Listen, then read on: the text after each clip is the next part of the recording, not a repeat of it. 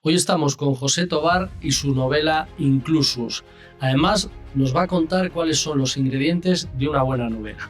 Hoy vamos a hablar de una novela histórica, Inclusus, que transmite sentimientos. Y también vamos a hablar de lo importante que es para un escritor calentar, prepararse a la hora de escribir y a la hora de finalizar también. Ojo, mucho cuidado, que vuestra historia nunca sea un sueño. Estáis condenados al fracaso.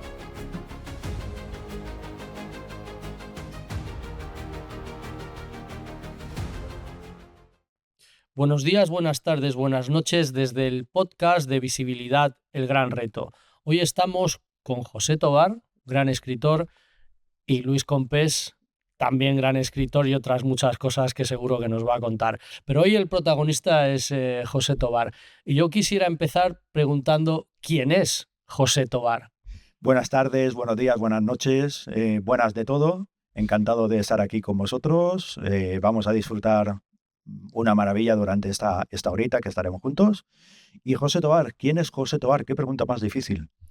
Por eso te la hago. Sí.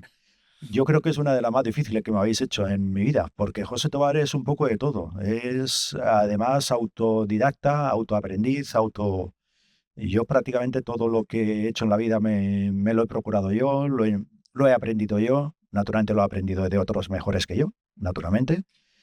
Y bueno, ante todo me defino como un grandísimo soñador, un grandísimo vividor, ojo, no desde el punto de vista de comilonas, Seguro que te estamos entendiendo a la sino de perfección. vividor, de que me gusta mucho compartir ratos con los amigos. Odio las conversaciones de teléfono, a mí me gustan las conversaciones mirándonos a los ojos. Y yo creo que ese es el resumen de quién es José Tobar, que disfruta cada segundo de la vida como si fuera el último y el único.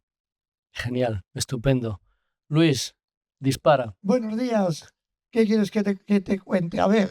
Empieza, tú dispara por donde mejor Bueno. puedas y quieras. Pues nada, que estamos aquí tres grandísimos amigos y tres hombres luchadores al máximo en el aspecto literario, con experiencia suficiente, tres pesos pesados, entiendo, en el proyecto Visibilidad, el Gran Reto, que estamos haciendo las cosas muy bien, que hemos hecho un poquito de todo dentro de este sector, llámese charlas, conferencias, proyectos, y que hemos escrito y publicado un montón de libros. Sobre todo la amistad fuerte, que mueve montañas, y a donde tú nos lleves. Genial, estupendo. Cuéntanos, José, ¿por qué escribes? ¿Y desde cuándo? ¿Por qué y desde cuándo? Bueno, yo escribo desde que empecé a trabajar en la radio, en medios de comunicación, con 21 años, y lo primero que escribía eran cuñas de radio, que para mí es una de las cosas más difíciles de escribir, la poesía y cuñas de radio. Cuñas de radio bien hechas, ¿no?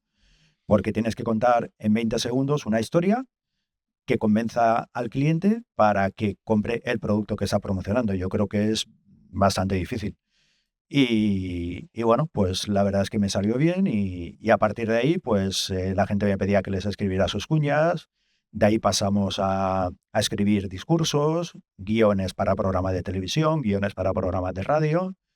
Y ahí, a partir de ahí ya dije, bueno, pues ya es cuestión de escribir algo propio, algo para mí. Y llegó a mi vida un momento de crisis personal, emocional, de muchísimo estrés y tensión. Y dije, voy a escribir algo como terapia. Y escribí como terapia mi primera novela y la guardé en el cajón. No tenía más pretensión. Pero las casualidades de la vida, pues hablo con un amigo escritor ya consolidado, compañero de Elche, Manuel Segarra, al que siempre recuerdo con mucho cariño porque falleció hace 5 años. Y bueno, pues un día comentándolo con él, y dije, "Bueno, pásame el manuscrito que yo lo quiero leer, a ver esto qué es". Y le pasé el manuscrito y recuerdo perfectamente sus palabras. José, este libro es leíble, publicable y vendible. Así que ¿a qué esperas? Y me lancé a la aventura. Entonces me sané espiritualmente hablando y me vino bien económicamente porque, bueno, pues la verdad es que tuvo buena acogida, se vendió bastante y a partir de ahí decidí seguir y ya llevo 5. 5 novelas 4 novelas y un ensayo. y un ensayo. Ujú. ¿El ensayo de qué? De música, Ujú. porque además casualmente durante mi etapa de la radio, pues una productora musical me propuso llevar el tema de la comunicación en, en la productora, además con un chico de aquí de Alcalá de Henares, Carlos Barroso, con el cual ganamos el Festival de Benidorm en el año 2001 y bueno, pues la verdad es que ahí fue mi experiencia, digamos, mi contacto por primera vez con la música. A partir de ahí tuve más y aprendí un poquito, pues, cómo funciona la industria para bien y para mal. Las sorpresas que me llevé, buenas y malas. Es una experiencia a la que no me arrepiento de haberla tenido, pero que no la repetiría en mi vida. Y bueno, pues el ensayo es un poquito, pues eso, todos los protocolos que hay que seguir para introducirte en el mundo de la música Ujú. y que te engañen lo menos posible.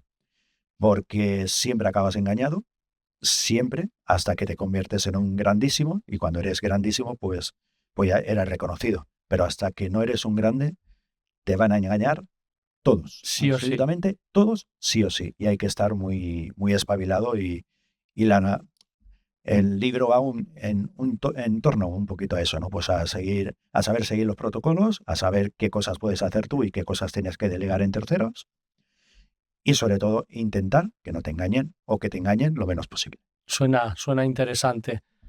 Bueno, que a mí me interesa, estoy aquí escuchando a dos fenómenos.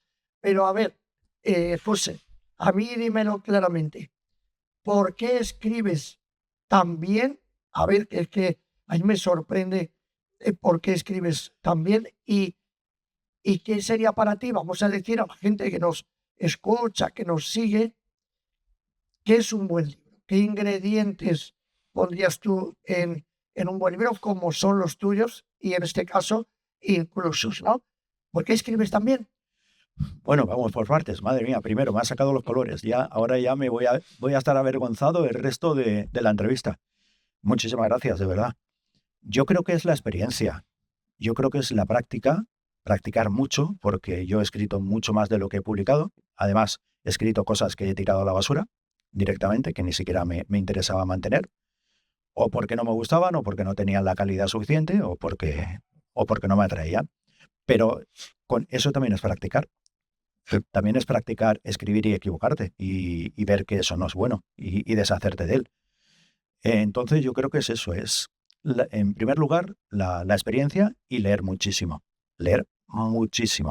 Yo comparto también con vosotros la idea de que hay que leer por lo menos 6 o 7 libros al mes Qué bueno, y de todo. perdona que te interrumpa, Sí. porque creo que es el momento de decir a todas las personas que nos siguen eh, dos ingredientes que venimos diciendo en todos los podcasts. Para escribir buenos libros, me ha gustado mucho lo que has dicho. Practicar, es decir, hay que escribir y escribir y escribir, y de ahí va llegando la mejora. Y segundo factor que siempre repetimos, leer. Imprescindible. Quiero destacar estas dos cosas porque entonces a lo mejor nos llevan a la respuesta de qué ingredientes tiene que tener un buen libro. A ver, ingredientes. Yo creo, primero tienes que tener una trama interesante que atrape al lector desde el primer momento, da igual que sea de ciencia ficción, histórica, como es el caso de Inclusus, romántica, lo que sea, pero tiene que tener una trama sólida que atrape al lector. Segundo, yo creo que tienes que tener un principio impactante, un principio que llame la atención mucho. Y con esto quiero tener también mucho cuidado porque muchas veces nos obsesionamos en tener un principio trepidante, que pasen muchas cosas y a lo mejor llegas incluso a agobiar al lector. Tiene que ser impresionante, pero no puedes desvelarlo todo en el primer capítulo y que por exceso de querer hacerlo todo, cuando leas el primer capítulo dices, ya sé cómo acaba. Me ahorro las 400 páginas siguientes. Ese error también se suele cometer cuando uno es novato. Y bueno, Y la otra cosa que quería decir en cuanto a los principios es que, por ejemplo, Moby Dick tiene un principio emocionante, simplemente con la frase, ¿cómo es exactamente? Hola, soy... dice el nombre del protagonista y soy ballenero, tal. No sé, es una frase así, la estoy diciendo muy burra, pero es una frase que te llama la atención. Y con esa frase nada más tan sencilla te incita a seguir leyendo. Es decir, que muchas veces tampoco hace falta ser. Y luego, para mí, pues eso, tener un final que sea lo más imprevisible posible. eh, y, y sobre todo, no cuentes, no metas cosas en el libro que no aporten nada a la lectura. Yo siempre pongo el ejemplo de no hables de un chicle en la repisa de la chimenea, si ese chicle no procede del asesino y va a servir para descubrir quién es, si no va a aportar nada, omite ese chicle en la chimenea, no sirve absolutamente para nada. Y eso es lo que nos pasa a los escritores novatos al principio, que no quieres cortar nada de tus novelas porque todo te parece maravilloso. Hasta que alguien llega y te da un tortazo y te dice, espabila, que eso no sirve para nada. El chicle no pinta El nada. chicle no pinta nada, No pinta quítalo. nada. Y yo creo que eso es imprescindible. Y iba a decir algo más, también muy, muy breve, ya para acabar, que ante todo hay que ser honrado con lo que escribes, hay que ser honrado con el lector. Al lector le puede gustar o no tu historia, pero por favor, que esté impoluta, que no tenga falta de ortografía, que las frases estén bien construidas. No hace falta utilizar un lenguaje excesivamente, voy a demostrar lo listo que soy poniendo palabras que no entiende nadie. Cuando te has ido 3 veces al diccionario estás cansado, naturalmente. Así que, ojo, aviso, yo en esta novela utilizo una de esas palabras que hay que irse al diccionario, hasta el punto de que cuando la revisé, ni yo mismo me acordaba lo que era. Pero es una y además es que encaja perfectamente en ese momento, en la descripción, porque es es una escena absurda, digamos, ¿no? Pero necesaria, y entonces era la palabra adecuada para meter ahí. Pero una, en 400 páginas. Cuando metas 7, A ver, tú y yo y siempre ya estamos de está. acuerdo Y yo en creo que todo. ya está. Estamos siempre de acuerdo en todo. En casi todo. No voy a estar de acuerdo. Bien, No me voy a estar gusta el Estupendo. debate. Me gusta el debate. Yo creo que cada libro, cada historia tiene que llevar su lenguaje correcto y que vaya acorde con la historia. Sí, eso Es sí. verdad que depende de qué tipo de novela. Si hay personajes, un personaje en la novela tiene que hablar con su estatus social. No puedes poner a alguien que tiene una carrera, por ejemplo, de abogacía, hablando como hablaría un caco de un barrio, tal, ¿no? Vale, hay que guardar que el vocabulario esté acorde con los personajes. Totalmente de acuerdo. Pero lo bueno, cuando creamos literatura, gente como nosotros, es que esa literatura sea culta y que si alguien tiene que mirar palabras, pero tampoco meterlas con calzador, o sea, si no hay Eso por qué es. poner esa Claro, palabra, no.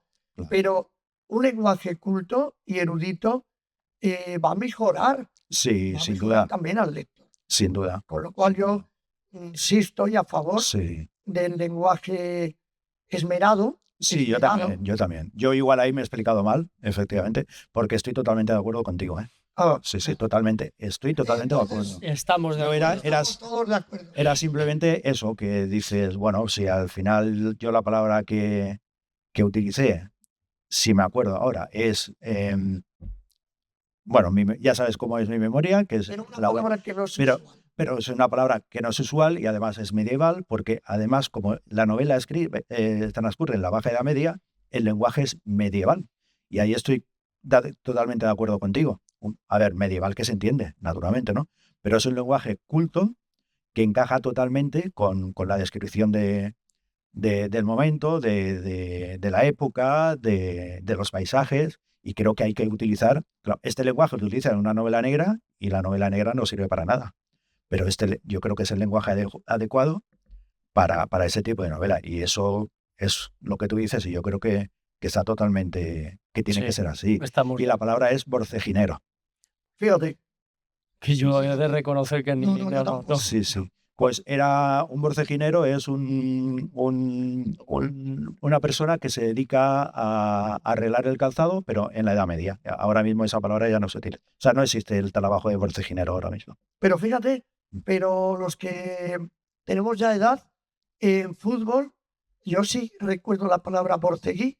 Mira, Dependerá de ahí. pues puede ser. Seguramente. Debe ser, Sí, seguramente. sí, seguramente. Qué curioso. Seguramente. Luego voy a mirar, ¿eh? Luego Sí, lo, sí, luego sí, lo sí. buscamos. Luego lo miramos. Sí, sí, sí. Qué bueno. Sí, sí, Muy borceguí. bien. Borceginero. Es calzado. Sí, sí. Sí, sí, Qué sí, bueno. Qué Bueno, bueno. siguiendo con el tema de los ingredientes, yo quiero poner sobre la mesa, también para ambos, para mí hay un ingrediente que es, también diría que, si no imprescindible, básico, tanto en novela como en ensayo, y es lo que se dice entre líneas. ¿Eh?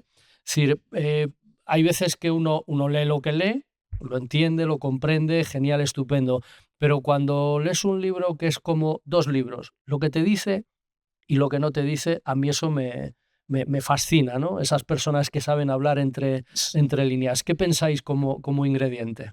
Ay, a mí me gusta. A mí esa idea me gusta muchísimo. Porque además ahora que me dedico a escribir, claro, te das cuenta de lo difícil que es aplicar esa. Hay técnicas que son muy difíciles de aplicar y esa es una de ellas.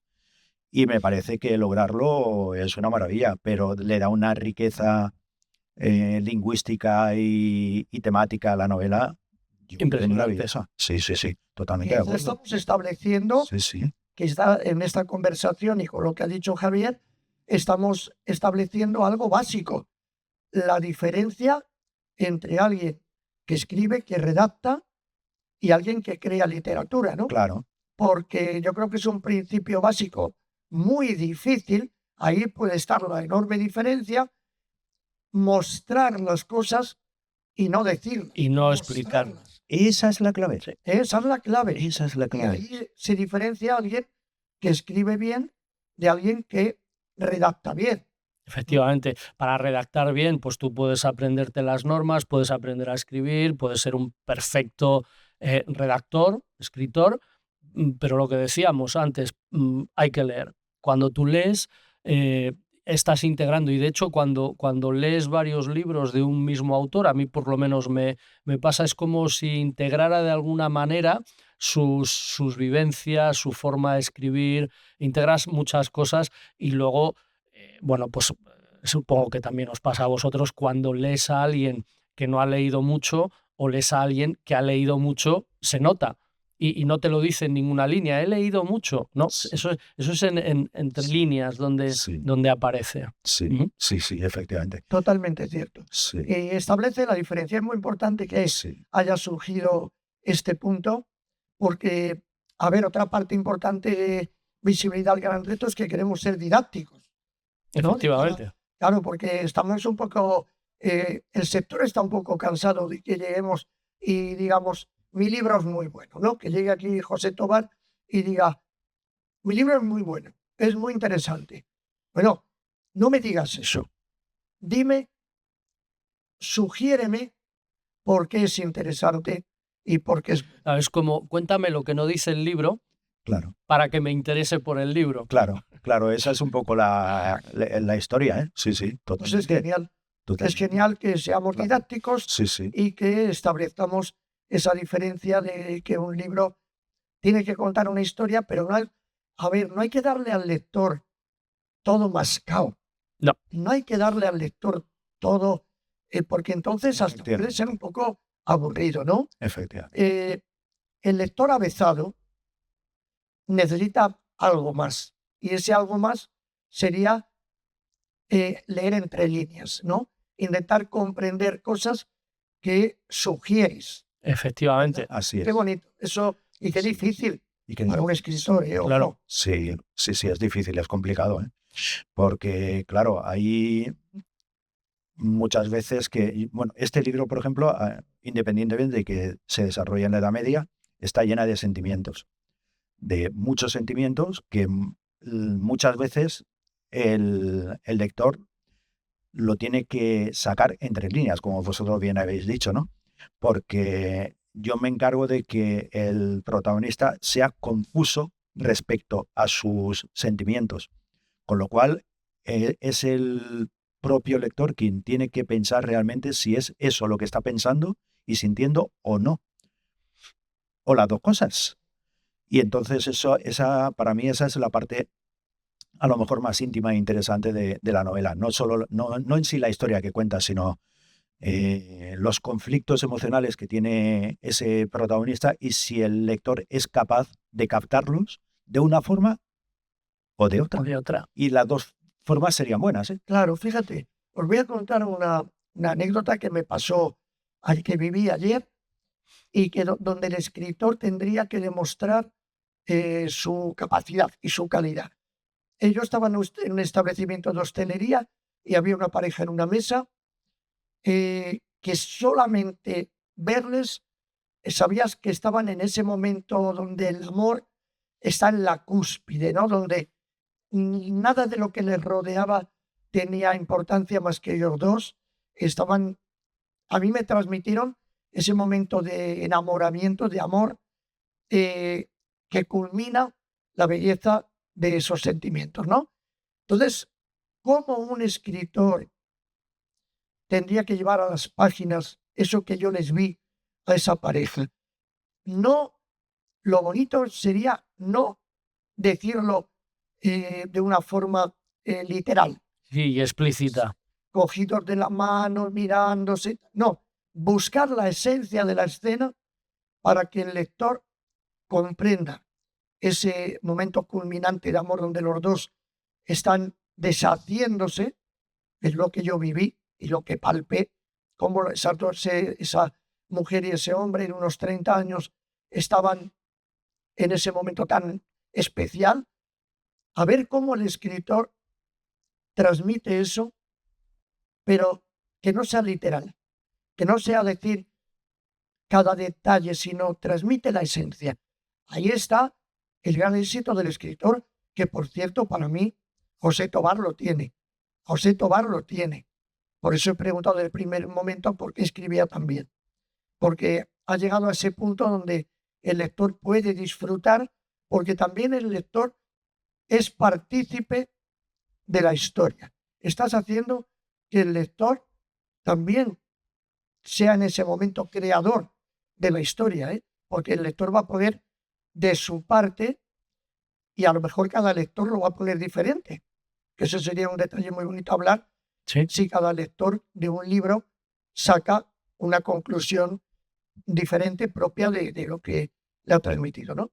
Creo que estamos en un punto muy bonito Sí, de la creación literaria. sí, totalmente, es verdad. Y eso que has dicho tú es muy interesante, muy bonito, lo de que cada lector pueda sacar una esencia distinta, Lee un libro distinto. lee un libro distinto. Y no solamente lees un libro distinto, cada uno de nosotros lo interpretamos de manera diferente, sino que además, si lo lees en diferentes momentos de tu vida, lees dos libros también totalmente diferentes, porque en unos quizás te fijas en lo más material, quizás, y en otro momento de tu vida quizás te fijas en eso no tan visible, porque estás en otro momento de tu vida. Sí, Claro, pero yo creo que muchas veces no queremos reconocer o darnos cuenta de que los autores consagrados,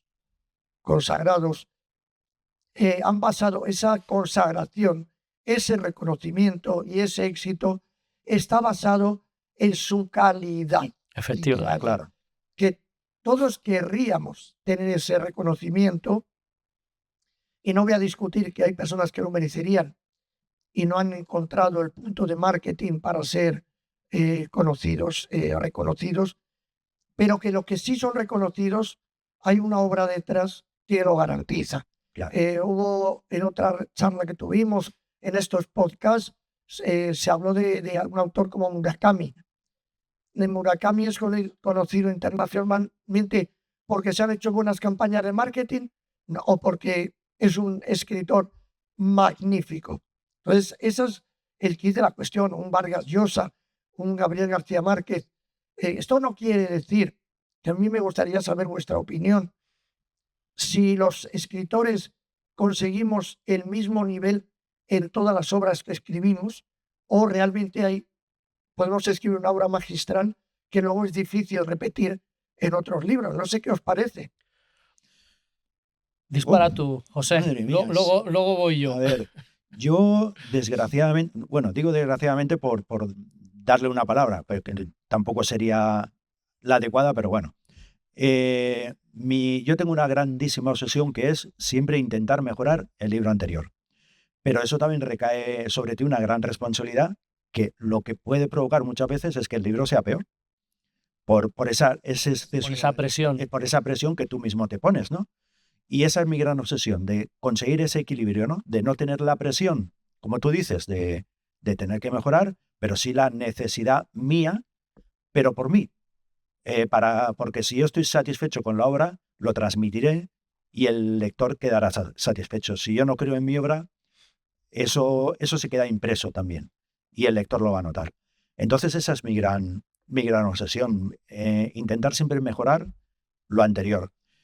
Pero claro, también ahí yo lanzo otra pregunta. Si es comparable un libro con otro, una época en la que la has escrito con otro, ¿es comparable si ahora esta novela es histórica y la anterior que yo escribí fue una novela negra? No tiene nada que ver. Entonces, ¿quién dice que esta supera la anterior o la anterior es mejor que esta? También lo dejo ahí. ¿Cómo se distingue, cómo se come eso? Bueno, es verdad, tienes razón, José Tobar, tiene mucha razón en que el género literario cambia mucho esa percepción de calidad. Pero mira, yo os voy a preguntar algo que a mí alguien alguna vez me ha dicho. Bueno, es que una novela negra en la que hay delincuentes, ladrones, tal, no tiene por qué estar bien escrita. Y yo he dicho, ¿cómo que no? El personaje, sea un delincuente o sea novela negra, tiene que estar bien escrito. Entonces, es otro tema que estamos sacando interesante. ¿Hay algún género que requiera menos calidad literaria? ¿La novela negra requiere menos calidad literaria? Yo creo que no. Todos los géneros requieren de calidad. Si no, estaríamos hablando, por ejemplo, de Salgari, que escribía sobre bucaneros, pues que no le hacía falta ningún tipo de recurso ni de calidad, ¿no? Hablando de piratas, pues cualquier cosa valdría y no. Efectivamente. Sí que es verdad que hay novelas o literatura o autores, hilando un poco con lo anterior, que dices, jo, es que todo lo que escribe este tío o es bueno o me gusta, porque hay veces que uno empatiza con determinados autores o con determinados géneros, y luego, sin embargo, hay otros muy buenos, pero que tal vez te gustan unas novelas sí o unos ensayos sí, otros no. Y también yo creo, o estoy firmemente convencido, de que no todos los libros son para todo el mundo. Aunque sí que es verdad que hay libros que los lee una gran mayoría de personas, pero yo creo que no todos los libros son para todo el mundo. Puede haber libros que te gusten a ti, y a mí no me digan nada y estén perfectamente bien escritos, ¿no? Por eso hay personas que les gustan unos autores y otros que les gustan otros autores, ¿vale? Porque tu vida, tus historias empatizan más con un determinado tipo de escritura o de historia que con otras. Claro. Oye, queridísimos amigos, ¿alguna vez os ha dicho un lector o lectora, y veréis por qué os pregunto esto? A mí sí me ha ocurrido, a ver a vosotros. ¿Os ha dicho, no me ha gustado tu libro? ¿Os ha pasado? Sí, bueno. Sí, a mí me lo ha dicho, además me lo han dicho un par de amigos. Me han dicho, oye, no me gusta lo que escribes, prefiero tomarme un café contigo. Entonces, casi es un halago, No, no. porque como yo escribo ensayo, Es que Pues. quería decir, ahora voy a ir yo a la segunda parte de la pregunta. ¿A ti, José, te han dicho no me ha gustado tu libro? No, eso no, pero sí que hay alguien que me ha dicho, no me ha gustado tu final, Sí, una parte, un detalle. te has pasado con la descripción de no sé qué. Hay una página donde o sea, sí que han criticado partes de mi libro. Y además lo han hecho con cariño, porque yo siempre digo lo mismo. Si no os gusta, me lo decís, pero con cariño. Claro. A ver, para mí, Pero que no te ha gustado el libro, hasta el momento no. a mí Pero dentro igual de- hay gente que lo ha pensado, ¿eh? Seguramente, pero a mí dentro de una trayectoria que ya es de 20 y tantos años, yo creo que 23 años dentro del mundo del libro, el 99% he recibido palmadas en la espalda, críticas positivas. Luego me ha demostrado, ya no solo es que te lo digan, sino que si, por ejemplo, en el sector del libro infantil, año tras año vienen los niños a buscarme una feria para coger el siguiente libro, es porque les ha gustado. Quiero decir, la experiencia te ha demostrado que estás en buena línea. claro. Pero lo que yo quiero añadir a esta mesa es que la excepción, recuerdo a una chica en la Feria del Libro de Alcalá, que un libro mío, solo por instinto, vino a la caseta, había adquirido el libro hacía 5 días. Hola, me dio una alegría verla de nuevo. ¿Qué tal? ¿Ya estás con mi libro? ¿Te está gustando? Me dijo, no, no me está gustando. Y yo el aprendizaje lo he recibido de las escasas ocasiones en las que me han dicho, no me ha gustado tu libro y me han explicado el por qué. Ahí he aprendido. Porque de la palmada en la espalda no he aprendido. Claro, No he aprendido. claro, eso es verdad. Esta chica lo justificó, me lo explicó, ella opinó que mi libro tomaba partido.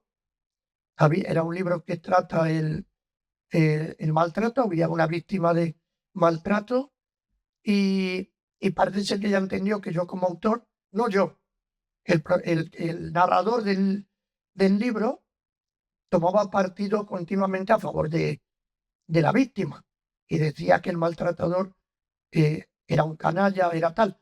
Claro, a ella no le gustó, ella quería sacar la conclusión a través de la lectura y ser ella la que pensase si era un canalla, pero no que se lo diga el narrador.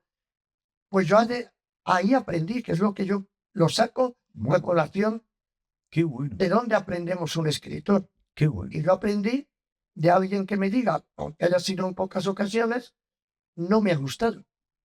De ahí aprendí mucho. ¿Vale? Porque Sí, es lo que yo quería estupendo. poner. Sí. Bueno, yo, claro, en ese caso, yo tengo que reconocer que no había caído. Cuando yo publiqué mi primer libro, Dios está de vacaciones, mi editor, Vicente Montesinos, al que quiero muchísimo, me dijo, la historia está bien, yo creo que se puede vender, pero porque eres amigo mío, pero yo te pongo un 4,5. Y gracias, piénsatelo. Y le pedí consejo, ¿cómo lo mejoro? Pues mira, podría mejorarlo de esta forma. Y yo reconocí que en ese momento yo no sabía hacer eso. Entonces le dije, bueno, como yo, como os he dicho hace un rato, como en principio era un libro para autoayudarme yo, ¿no? Tal, pues dije, bueno, si no voy a escribir más, lo voy a lanzar y que páselo. y que sea lo que Dios quiera. Claro. Pero cuando ya empecé a ver que eso me gustaba, ya me lo tomé en serio. Me lo tomé en serio. Y mucho. Y claro, pues de ese 4,5 me acuerdo perfectamente. Y gracias a ese 4,5 he aprendido y a este le ha dado un 9,5. Con lo cual, es muy bonito decirlo porque la gente puede decir, te lo has inventado. Pues podría inventármelo, pero no tengo ninguna necesidad. Claro. Con lo cual, si yo hubiera pasado, si yo hubiera seguido con mi soberbia o tal, pues probablemente ni hubiera escrito más, ni hubiera publicado más, ni hubiera vendido más libros. Entonces, eso que tú has apuntado es muy bueno. La excelencia requiere un trabajo duro. Sí, Yo os pongo un ejemplo porque lo conoce todo el mundo.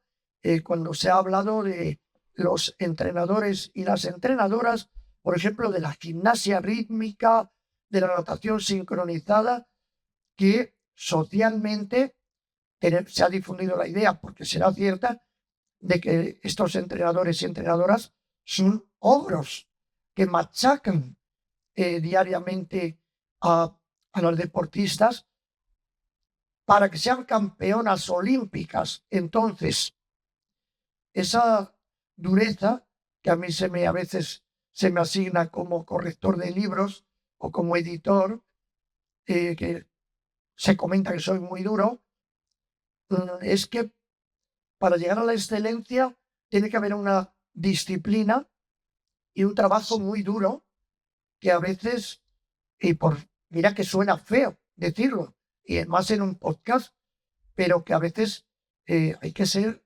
muy estricto, Inflexible.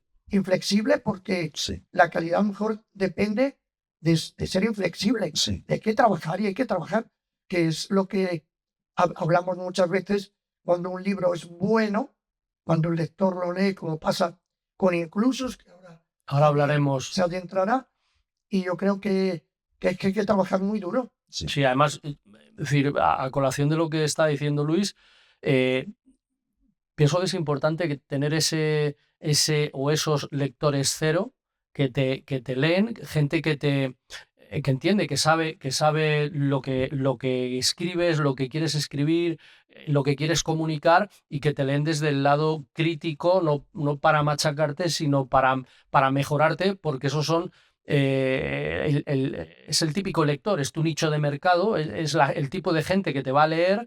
Entonces, si alguien te dice tus fortalezas y debilidades, joder, pues eso es jugar con una ventaja formidable, aunque obviamente a todos los que escribimos nos duele que nos digan, pero vamos, como el que hace gimnasia rítmica, le dolerá que le digan, oye, pon las manos así o así para mejorar el salto, ¿no? A todos nos duele, pero en el dolor está el avance y Sí. el llegar a la excelencia. Yo creo que es imprescindible, ¿eh? Sí, esa, sí, sí. esa dureza. Sí. Con cariño. Sí, sí, con cariño, pero el mundo, con hay tu alma, sí, sí, sí. pero es imprescindible. Sí, sí, sí. Sí, además, yo estoy pensando ahora en mi mujer, que es una de mis mayores valedoras, pero también una de mis mayores críticas.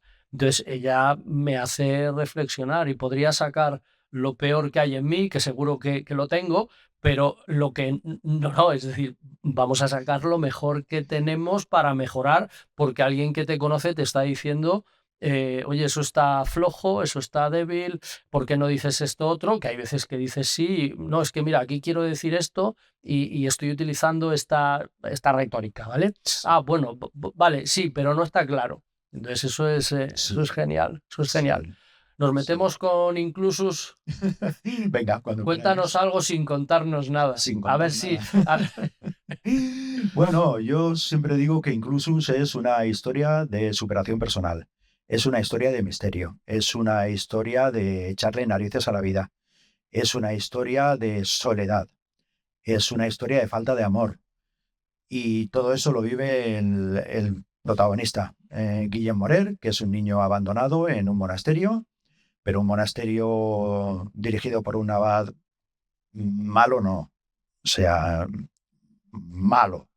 Muy malo. No estricto e inflexible, sino malo, malísimo. Malo, muy mala leche. Es muy malo. Tiene a todo el mundo atemorizado y este abad pues quiere deshacerse de este niño recién nacido, que además es tullido, tiene un defecto físico, con lo cual él dice que no va a servir para nada. Entonces, ¿para qué quiere vivir? Que lo más fácil hubiera sido matarlo, recién nacido, y ya está.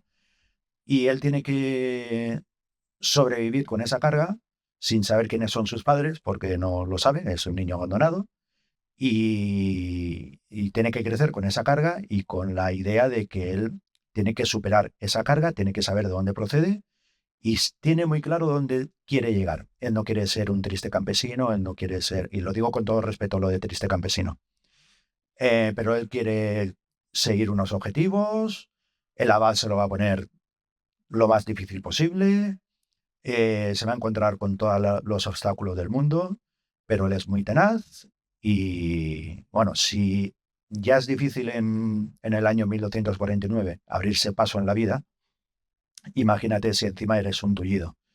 Pues en torno a esto gira la historia, hasta que pasa algo en su vida que le hace reaccionar y hace reaccionar a todos al mismo tiempo.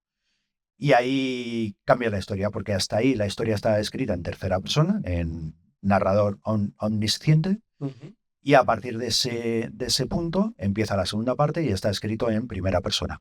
A partir de ahí son los propios sentimientos del protagonista, de Guillem, del niño que ya es adulto, lo que aflora a lo largo son sus sentimientos de viva voz, sus historias mentales, lo que decíamos antes de yo realmente estoy mostrando lo que posiblemente esté pensando en ese momento en primera persona, pero el lector no va a tener claro si realmente es eso o no, porque él está hecho un lío y al mismo tiempo que él está hecho un lío, por eso era imprescindible que fuera en primera persona, él se encarga desde la narrativa de hacer un lío al propio lector y que nunca sepa exactamente qué está pasando por su mente. Y hace reflexionar al Y hace lector. reflexionar al lector, ¿no? Efectivamente.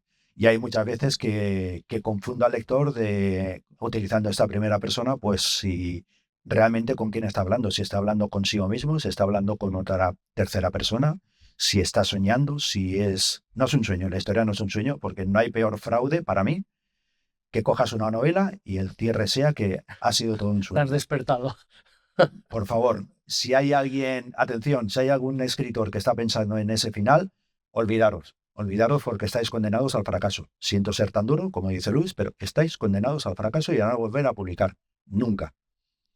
Me he ido de mi novela. Nada, sí. Entonces, bueno, pues como digo, algo pasa en su vida para que él reaccione y se ponga en marcha de verdad para conseguir esos objetivos que tan difícil se lo estaba poniendo la vida. A partir de ahí ya no voy a contar si lo consigue, si no lo consigue, qué precio tiene que pagar por conseguirlo o no conseguirlo, si al final vale la pena conseguirlo o no conseguirlo, que ese es otro pensamiento que hay ahí subjetivo. Vale, él ha llegado de A a B, perdón, de A a C pasando por B, pero ¿ha valido la pena pasar por B? Eso lo tiene que juzgar el lector. En ningún momento lo va a juzgar ni el narrador, ni el protagonista, ni eso lo tiene. Y naturalmente, cada lector, pues unos dirán, por supuesto que ha valido la pena. Otros dirían, yo me hubiera rendido a mitad. O no, yo me hubiera conformado antes y hubiera evitado no sé qué. Y ahí yo creo que está la riqueza del libro, en que hay muchas lecturas y que la gente, cada uno podrá sacar su conclusión y estoy seguro que no habrán dos opiniones iguales. Y eso es lo que me ha gustado de mi libro y lo que parece, por lo que me está diciendo la gente, eso es lo que parece que está gustando. Seguro que a quienes nos están escuchando les está encantando. Sí, Eso espero. ¿Cuánto tiempo habrá estado José Tobar escribiendo hasta ver el libro terminado? Pues mucho tiempo, más del que yo esperaba. He estado alrededor de 3 años, porque cuando yo acabé la primera parte, para empezar a escribir la segunda, que todo tenía que fluir y tal, falleció mi padre. Y yo, la verdad es que no lo llevé bien. Pero su fallecimiento me ayudó a escribir esa segunda parte en primera persona de una forma distinta. Afloraron más sentimientos míos, sentimientos que no pude compartir con mi padre por su enfermedad y tal. Y entonces, a ver, suena mal lo de que la muerte de mi padre me ayudó, pero sí que me inspiró. No sé si desde más allá él dijo, ese no era el camino es este, y ese fue el que cogí. Entonces, claro, pues estuve algo así como 6 meses sin escribir, hasta que me centré y ya me puse con esa segunda parte que no tiene nada que ver con lo que yo tenía pensado. La idea básica sí, pero el resultado final absolutamente nada que ver. Entonces, por eso he tardado tanto, por esos paréntesis, digamos, Si hubiéramos juntado todo el tiempo que he trabajado, a lo mejor pues un par de años o por ahí. No sé, pero esto también es bueno decirlo para un poquito desarmar la historia de que he escrito un libro en un mes. ¿Sabes? Eso también desmonta que un libro requiere Claro. tiempo y trabajo y revisiones y esfuerzo. Esto no es, Sí. no, esto no, buah, yo me siento y lo escribo, esto, vamos, esto no es nada, en un mes está. Y algo muy importante, experiencias de vida.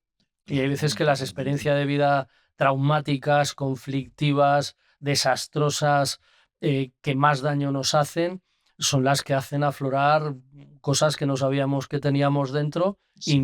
y nos ayudan Sí. a escribir. Sí, totalmente, totalmente. Yo, de hecho, escribo mejor cuando estoy de mal humor pero eso no quiere decir que escriba enfadado, sino cuando estoy de mal humor o estoy pasando una mala racha, escribo mejor, pero a lo mejor estoy escribiendo algo de humor, es decir, algo, Sí, pero distendido, algo que distendido, no tiene nada que ver que no tiene con... nada que ver, digo, pero a ver cómo me ha salido esto con el mosqueo que llevo encima, pero me es más fácil escribir cuando... Sí, sí. Que bueno, ahí sí que cada uno tenemos nuestros pequeños truquitos y maneras. Claro. ¿Cuál es el tuyo, Luis? Bueno, a mí, pues, tengo que decir que me siento a escribir la primera media hora.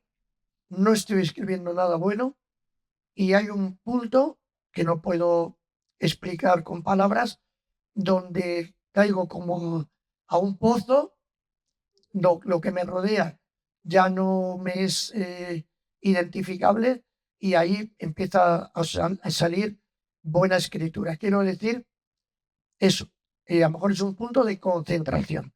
El inicio, no, la primera media hora no estoy en condiciones, sí de escribir, pero no de escribir cosas buenas.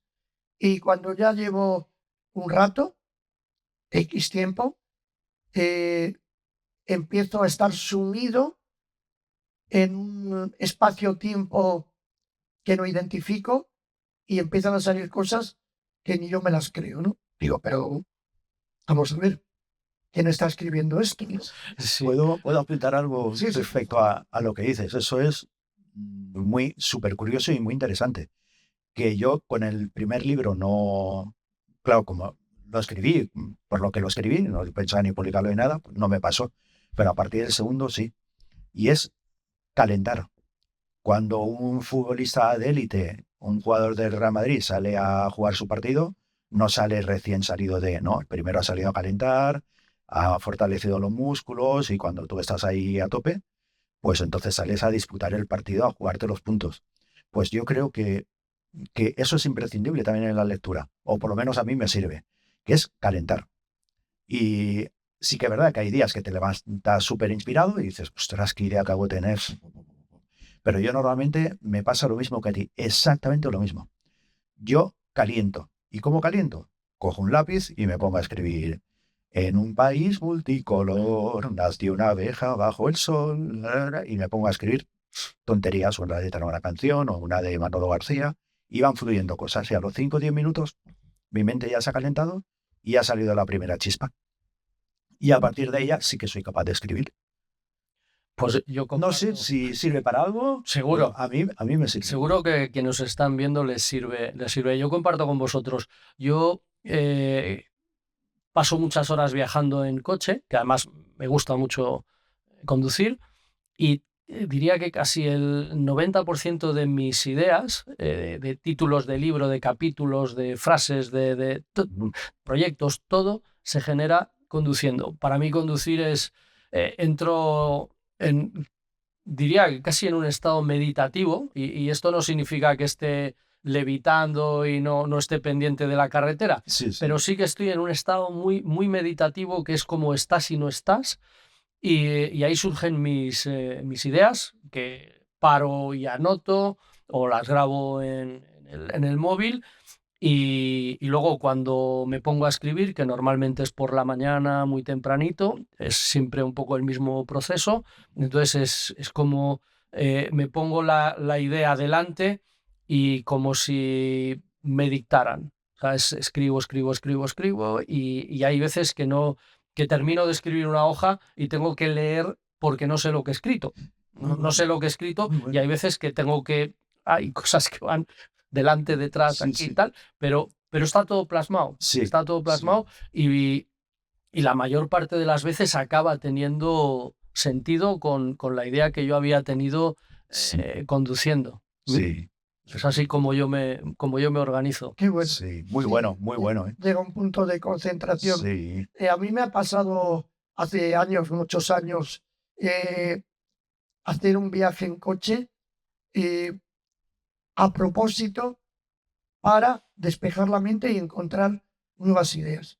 Y a lo mejor en el trayecto de ida no ha surgido nada, sino ahí me he ido desintoxicando y en el viaje de regreso, en el mismo día, ahí empieza la mente a generar ideas. Eso me ha pasado, lo he hecho, es verdad que en el pasado, pero sí, es una fuente de producción de ideas. Para mí es impresionante. De hecho, siempre, seguro que lo he contado 1.000 millones de veces, mi primer libro surge en un viaje que hago de Alcalá a Valladolid, y cuando voy hacia Valladolid a ver a un cliente, va surgiendo la idea en mí de decir, oye, estás dando cursos de desarrollo personal, estás basándote en libros de otras personas, aunque tú pones tu salsa, obviamente. Joder, ¿por qué no por qué no escribes tú un libro? Siempre te ha gustado escribir, lees mucho, ¿por qué no? ¿Por qué sí? ¿Por qué tal? Total, estás escribiendo, porque para preparar las charlas, yo solo conmigo mismo, y en el viaje de vuelta ya no tengo esos pensamientos, ya me viene el título del libro, que fue mi primer libro, Conócete, Motívate, Supérate y te encontrarás con el triunfo, y en ese mismo viaje surgen las 3 partes y los capítulos de cada una de las partes. Creo que me quedaron como 2 cosas así un poco colgando, pero fue un viaje que además lo estoy explicando y lo estoy rememorando, y como si hubiera sido ayer. Fue la primera vez respecto al tema de los libros, y lo guardo en mi memoria con un cariño muy, muy, muy especial. Especial. Y sí. que- Yo creo que vamos a ir terminando y vamos a dejar que la última pregunta la haga Luis y responda José.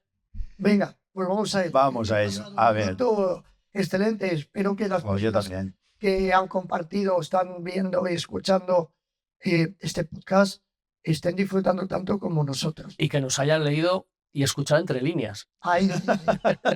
Entonces, José, eslogan, frase de marketing para animar a los lectores con Inclusus, para que adquieran y lean Inclusus. ¿Cómo lo harías tu operación de marketing? Madre mía, frase de marketing. ¿Una frase solo o un...? Lo que tú creas conveniente. A ver, yo creo que tienen que leer Inclusus porque van a encontrar rasgos de sí mismos. Cada uno va a encontrar una parte de su personalidad en el personaje de Guillem Morer. Cada uno se va a ver identificado por alguno de sus múltiples defectos o por alguno de sus múltiples aciertos. Y se van a identificar mucho con él y se van a solidarizar porque es un personaje que sufre mucho. Y también viene a colación de lo que hemos hablado también antes, ¿no? Que sufrir mucho, si sufrir mucho te lleva a buen puerto, pues bienvenido sea, ¿no?